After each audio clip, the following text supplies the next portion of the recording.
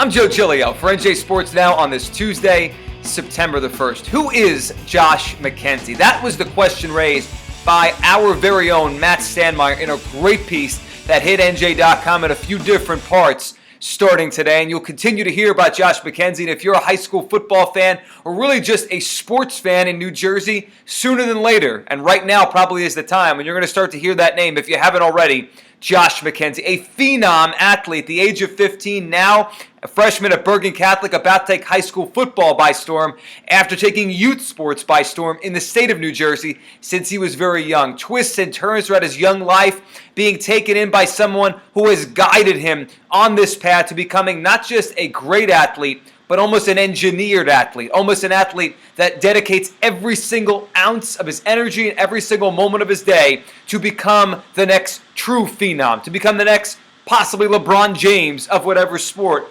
football, here we're talking about. But as you read the story on NJ.com that hit on Tuesday morning about Josh McKenzie, two potential pitfalls jump out to me right away. It seems to me that Josh McKenzie has been led down a path without anything but football, without anything but wrestling, without anything but athletics and training his whole life. And it was hard not to read the piece, hard not to read through the narrative that was laid out by Matt Standmeyer and not think about Todd Marinovich, the ex-USC quarterback, went to the Raiders when he was drafted to the NFL. He was basically engineered to be a great NFL quarterback. So much pressure, so much time, nothing else in his life, and eventually he rebelled, went the other way, and he was a complete flameout when he got to the NFL after a stellar career as a youth athlete. And the other pitfall to me, and the one I don't think is being talked about enough as you think about Josh McKenzie and now dominating in his first couple scrimmages and days at Bergen Catholic, is the decision that was made, and it was called a business decision by McKenzie and his guardian, and really a business decision and a career decision,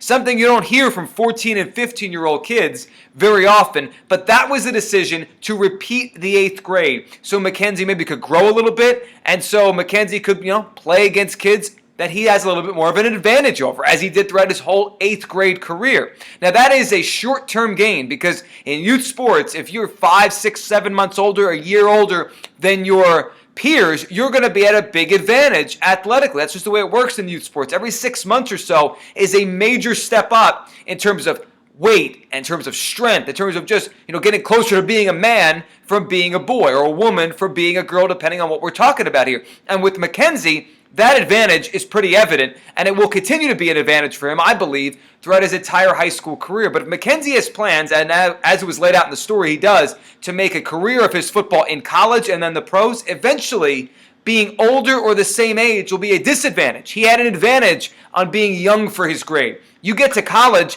and especially if you want to get drafted into the NFL, if you're going to play running back, which I believe McKenzie's playing a little bit of in Bergen Catholic, running backs, the younger you are, the better off you are. The less wear and tear you have, the more attractive you are. So if you're a kid that's 20 instead of 21 or 21 instead of 22 going into the NFL draft, you have an advantage. We're all rooting for Josh McKenzie, but this is one of those stories of youth sports that comes around every once in a while. This one a little bit unique, but there's two pitfalls for him, and I hope he gets past them because they're pretty clear to me, and they're pretty clear they're going to be an obstacle for him. Getting burnt out from all of this, and then the age factor, which will be a short-term advantage for him, but in the long term, it will be a disadvantage repeating the 8th grade. I'm Joe Giglio for NJ Sports Now.